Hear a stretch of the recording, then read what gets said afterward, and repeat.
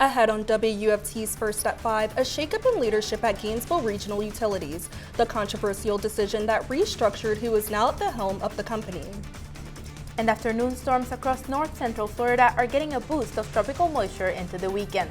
The UF weather team is tracking heavy rain for the end of your work week.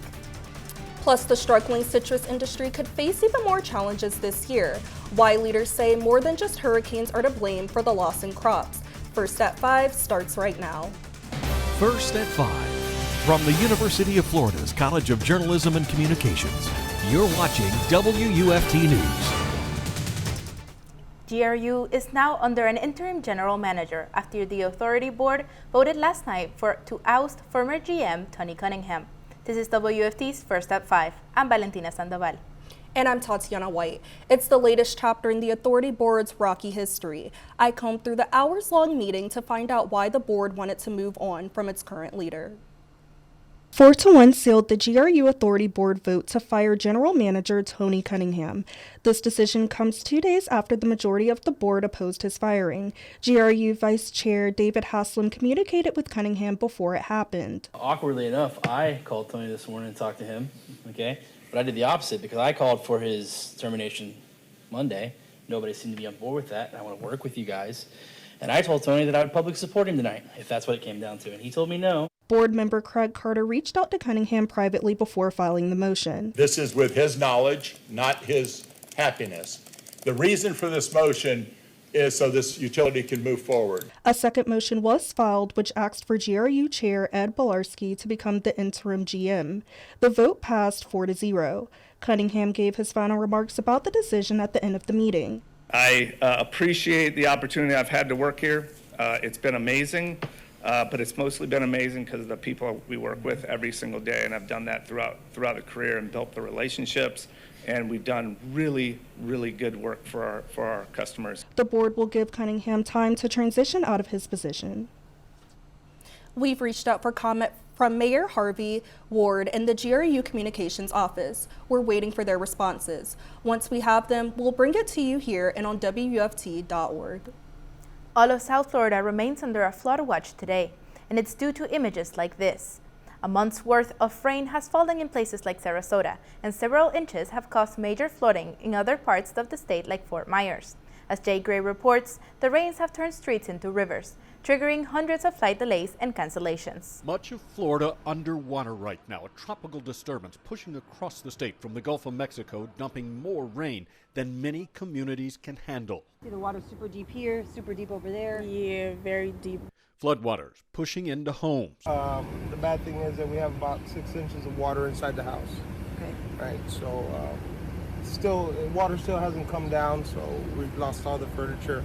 The system spawning this water spout just off Miami Beach and on land. We're in the middle of a tornado. An EF1 twister tearing through Martin County. Across the state, roadways closed, cars stalled, some swallowed by the floodwaters. Flights canceled at multiple airports. For many, the only way to get around, walking. And even that's a struggle. It's too much. Like, it's at least half my calf was underwater. Families still gathering sandbags to try and block the rising waters with the possibility of even more rain over the next 24 hours. Jay Gray, NBC News. While North Central Florida won't see flooding conditions like the ones happening in South Florida, the UF weather team is tracking some showers moving through our area. Already this week, we had record rainfall at the Gainesville Airport Tuesday, where almost inches of rain fell, and more rain is likely. UF forecaster Reuben is in the Weather Center tracking this evening's storms, and he joins us with the weather forecast. Taking a current look at Alachua County, we're mostly dry for now, but who says we're going to be safe in a few hours? As you take a look at Marion County, they have been seeing some rainfall. North Florida is seeing minimal to none. But taking a look at the 72-hour outlook, as you see, South Florida has been seeing some serious flooding as they're under. Most of the cities have been seeing 10 inches of rain, with Miami seeing 11.7, nearly 12, with Everglades City seeing almost 16. Taking a look at the storm tracker, it mirrors almost what you just saw in the inches. They've been going through it. They've been seeing so much rain down there in South Florida. Taking a look at the storm tracker again, we're going to see not much rainfall for us now, but potential flooding could be occurring as the deeper moisture is affecting South Florida. Florida's citrus industry is nearing the end of the current growing season showing, and industry leaders say there's been little growth from the previous hurricane-impaired season.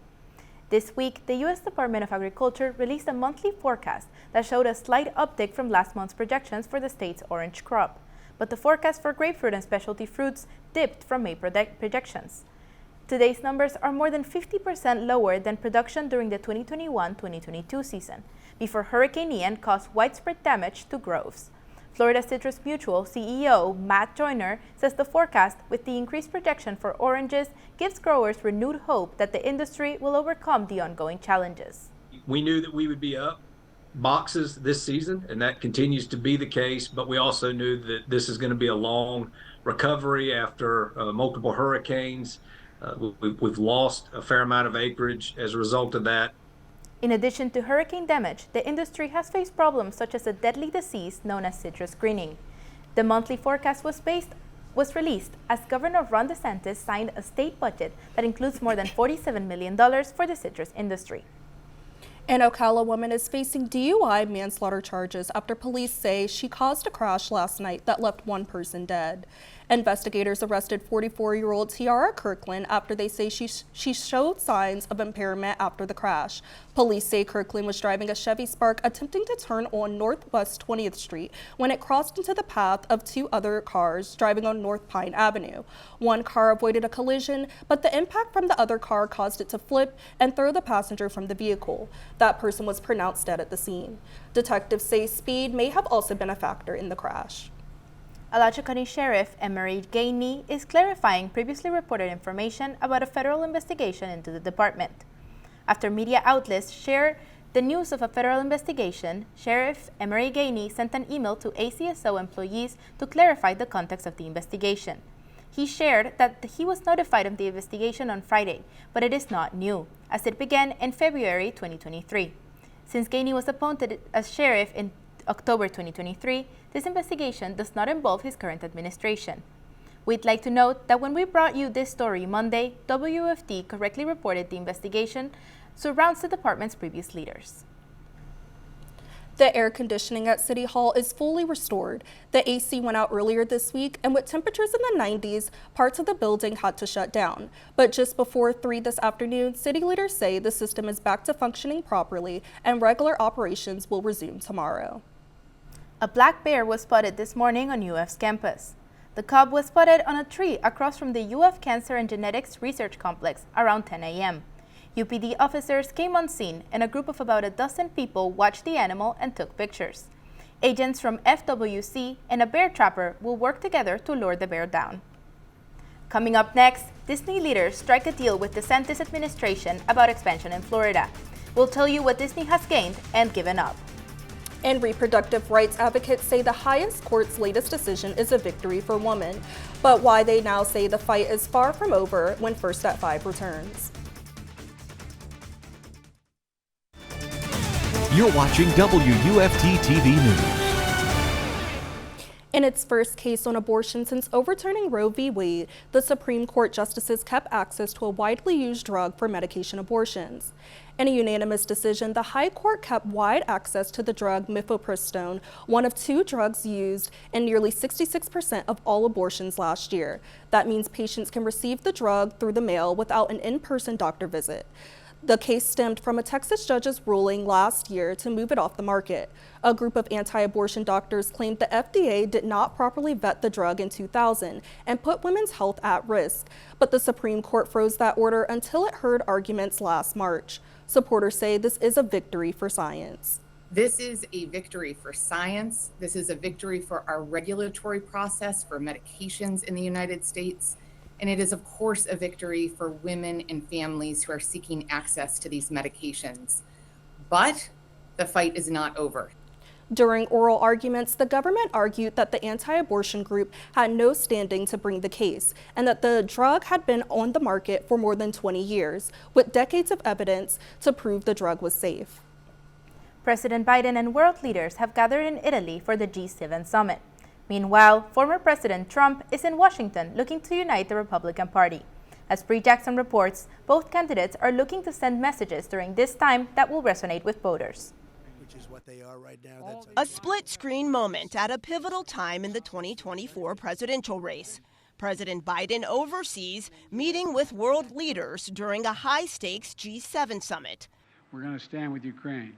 The president signing a new 10-year security deal with Ukraine's President Zelensky that commits long-term support, including training and equipping Ukrainian soldiers fighting off Russian aggression. While we take this step, the United States is also intensifying pressure on Russia. It benefits everyone in the world because the Russian war against Ukraine is a real global threat. Back in Washington, D.C., former President Trump was back near the U.S. Capitol for the first time since the January 6 attack. Trump meeting with Republicans seeking to unite the party. We have to get elected. The presumptive GOP nominee also laying out his priorities. We're going to have strong borders, and we're going to have people come into our country, but they're going to come in legally. Reproductive rights, another key issue on the campaign trail. The Supreme Court ruling to allow the abortion pill, mifepristone, to stay on the market. The High Court's decision could have major implications on the 2024 election. In Washington, Bree Jackson, NBC News. Disney and a board backed by Florida Governor Ron DeSantis have reached a development agreement. Under the deal, Disney promises to invest up to $17 billion in its Florida resort over the next 10 to 20 years. It also set up a framework for potential theme park expansions. The 15-year agreement was negotiated as part of a settlement following a years-long legal dispute between Disney and DeSantis. A newly renamed entity, Central Florida Tourism Oversight District, oversees all public services for the Walt Disney World Resort area, and it now has board supervisors chosen by the governor. The promised spending is part of Disney's previous announcement that the company would invest $60 billion overall on global parks and cruises over the next 10 years. State education leaders are recognizing 2 Alachua County students for their outstanding achievements in science, technology, engineering, and math. Joyce Huang from Eastside High School and Katie He from Buchholz are the Alachua County Public Schools representatives for this year's Sunshine State Scholars Program. It recognizes juniors who demonstrate excellence in STEM-related activities. According to an ACPS release, both students take advanced placement courses. The students attended the Sunshine State Scholars Program held in Orlando last month. It allowed them to connect with STEM-related employers and reps from colleges and universities. First responders in Gainesville are calling all kids to be part of their public safety summer camp. They want middle school-aged children to dive into what they say will be an exciting week of hands-on training and demonstrations. The kids will learn from law enforcement, firefighting, and emergency medical services. The camp runs from July 8th to the 12th at the GPD Oscar Lewis Center on Northwest 1st Street. The cost is $50, and the deadline to apply with GPD is June 24th. Storms are flaring up across north central Florida. I will track this evening's round of thunderstorms coming up.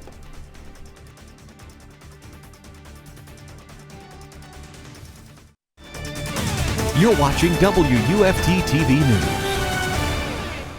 Taking a current look at the storm tracker, as of right now, the neighboring counties have been experiencing some rainfall, mostly for Alachua. There's been little to no rain, but that's just for right now. If you do have plans of going out this evening, I suggest you bring an umbrella with you.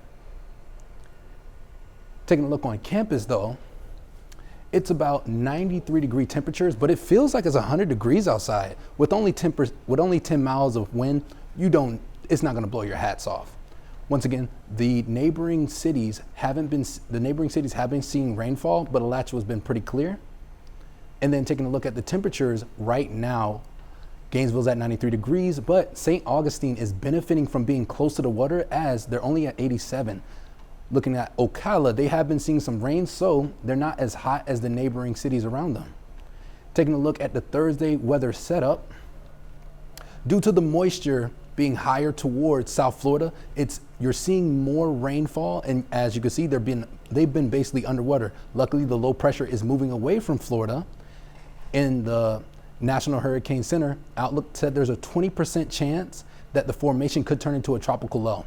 Unfortunately, things aren't looking too good for Mexico, as there's a 40% chance next week that they could be seeing a storm that's not headed towards Florida, but it's only headed toward Mexico. Taking a look at the hourly, around, as I mentioned, it might be smart to bring your umbrellas, as around 7, there's a good chance we could be seeing some rainfall. But taking a look as the weather goes on, as we look at the nightfall, as we get later into the night, it's only going to get cooler and there will be little to no rain. Looking at the future tracker, it mirrors that. Looking at close to midnight, you're going to be seeing little to nothing. But going into tomorrow, the morning time, clear. But as you get closer to the afternoon, it might be spotty. I wouldn't bank on it. Looking at tomorrow. And then taking temperatures for tomorrow, the highs will be 95. There's a 50% chance of rain. Ocala is going to be around our neighbor. St. Augustine is once again eating.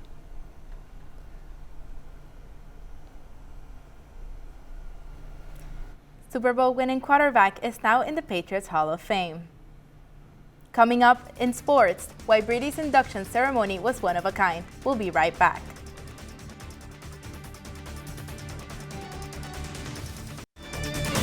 You're watching WUFT-TV News.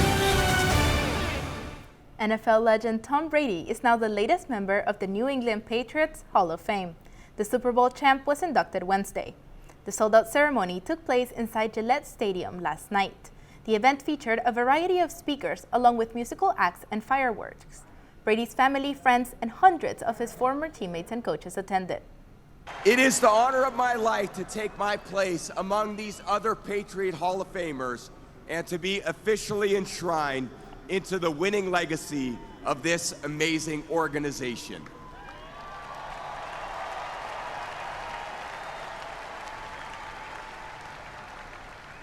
You humble me. It's the first time a Patriots player has been honored with a ceremony inside the stadium. Normally, players receive their red jacket during a small ceremony. Tennis great Rafael Nadal says he will miss this year's Wimbledon's Grand Slam to focus on preparing for the Paris Olympics. Tennis at this year's games will take place at Roland Garros, the home of the French Open. That's where he has won a record 14 times. The 38-year-old confirmed this will be his final Olympic Games. He plans to team up with fellow Spaniard Carlos Alcaraz in men's doubles at the Olympics. Nadal is the only active male player to have won a gold medal in singles and doubles. Yes, and this Olympics this year is super exciting as we have many Gators that are planning to attend. Before we go, one last check on the weather.